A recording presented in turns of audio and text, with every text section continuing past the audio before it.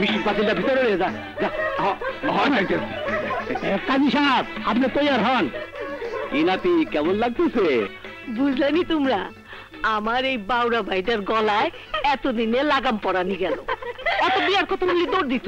কেন বুঝান, বিয়াতে এত আপত্তি কিসের? সম্ভব কারে তার চক্ষে ধরে নাই। ঠিকই কইছো, আমার বলির চক্ষু জোড়া এই দৌলতের দেখনের লেগেই এতকাল বাম ডাইন করতেছিল। শোনো, কাজী সাহেব কন্যা রেজিম নিতে আসবেন, তোমরা তৈরি থাকো। তোরা সবাই আইসোস, করফুলিরে দেখতেছি না, সে কই? করফুলি হিংসায় মরতাছে। করফুলি দৌলতের হিংসা করে? কি কর?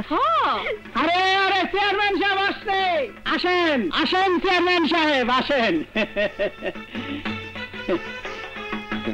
আসসালামু আলাইকুম সাহেব। বসেন। অস্থির হবার কোনো দরকার নাই, আমি বসবো না।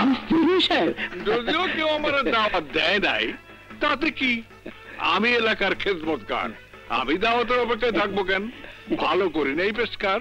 যে যে খুব ভালো করছেন, উচিত কাম করছেন। এই যে উকিলবাসী, তুমিই তো সম্ভবত আসল মুরব্বী, নাকি আরো কেউ আছে? হুজুর, ওই হ্যাঁ হ্যাঁ হ্যাঁ, আপনি আসবে ভাবাই যায় না, আপনার যে কোথায় বসতে দেই। না লাগবে না, আমি খারার মধ্যেই চলে যাব। মিনিস্টার সাহেব এলাকায় আসবেন, হাতে বিস্তর কাজ।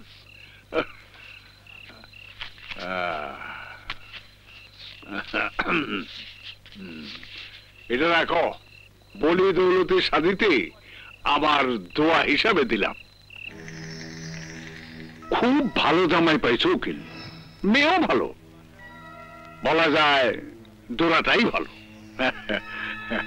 তবে জানো তো, সব ভালো যার শেষ ভালো তার, কথাটা মনে রাখো।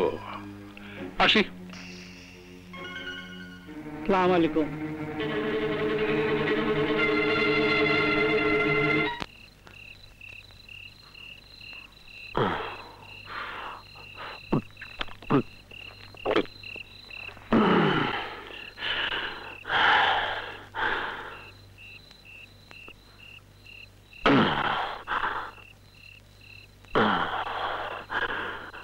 দৌলতী